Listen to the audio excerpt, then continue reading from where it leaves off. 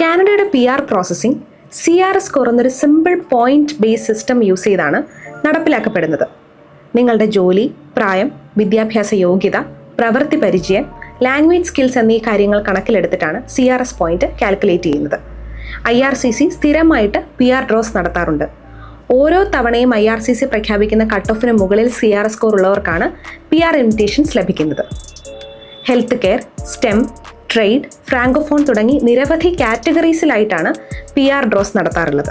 ഇതിൽ ഫ്രാങ്കോഫോൺ അല്ലെങ്കിൽ French speaking category എന്ന് പറയുന്നത് വളരെ ഇമ്പോർട്ടൻ്റ് ആണ്. അതിൻ്റെ കട്ട് ഓഫ് തന്നെയാണ് ആ ഇമ്പോർട്ടൻസിന് കാരണം. അവസാനമായി നടന്ന general category PR ഡ്രോയിൽ CRS cut off എന്ന് പറയുന്നത് 549 പോയിന്റ്സ് ആയിരുന്നു.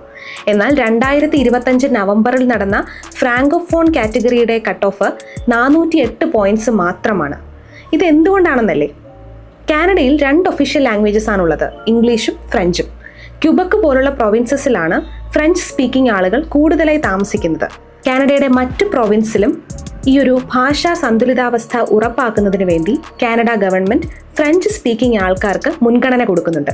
അതുകൊണ്ട് തന്നെ നിങ്ങളുടെ ഫ്രഞ്ച് ലാംഗ്വേജ് പ്രൊഫിഷ്യൻസി നിങ്ങൾക്ക് PR കിട്ടുന്നതിന് മാത്രമല്ല വർക്ക് പെർമിറ്റ് കിട്ടുന്നതിനും നിങ്ങളെ ഹെൽപ്പ് ചെയ്യും.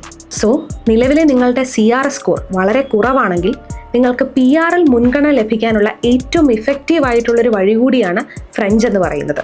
സോ ഇപ്പോൾ തന്നെ ജോയിൻ ചെയ്യൂ ഹലോ ഫ്രഞ്ച് അക്കാഡമി. നിങ്ങളുടെ കാനഡ PR നിങ്ങൾക്ക് വേണ്ടി കാത്തിരിക്കുന്നു.